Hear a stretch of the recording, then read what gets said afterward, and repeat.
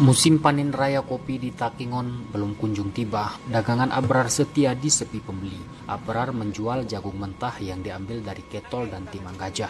Saat ini katanya per hari hanya laku 500 sampai dengan 700 ribu rupiah dari sebelumnya tembus 1 juta per hari. Selain masa panen kopi, kata Abrar, ada faktor lain yang menjadi pemicu. Tingginya pengeluaran warga untuk kebutuhan hari raya dan pasca musibah banjir akhir November tahun lalu. Belakangan ini udah 700 tuh. Pertama panen kopi nggak ada bang. Kedua musibah. Ketiga menghadapi lebaran. Dan otomatis lebaran kan baju anaknya. Abrar menyebut jagung mentah yang ia jual dipasok dari petani lokal di Aceh Tengah.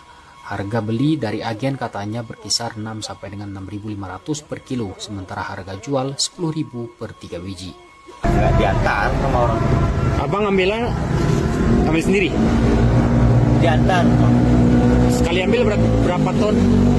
Antara 1 sama 2 lah. 1,2 ton. Berapa tuh harganya 2 ton? Oh, 2 ton mencapai 13 juta lah. Oh, kali 6,5 bang kan. Abang jualnya di sini aja, ada titik lain? Kadang-kadang di sini, kadang-kadang pegang bang. Sendiri aja, nggak ada anak buah, orang kerja? Orang kerja nggak ada. Apa harapan mah?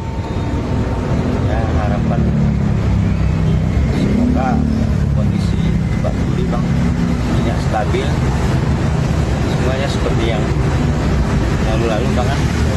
Kasih bang ya? Iya. Abrar mengaku sudah 3 tahun menjual jagung mentah. Hasil dari penjualan itu ia gunakan untuk menyambung hidup dan kebutuhan keluarga. Abrar beruntung usahanya masih jalan kendati omset menyusut. Baginya bersyukur adalah kunci kecukupan.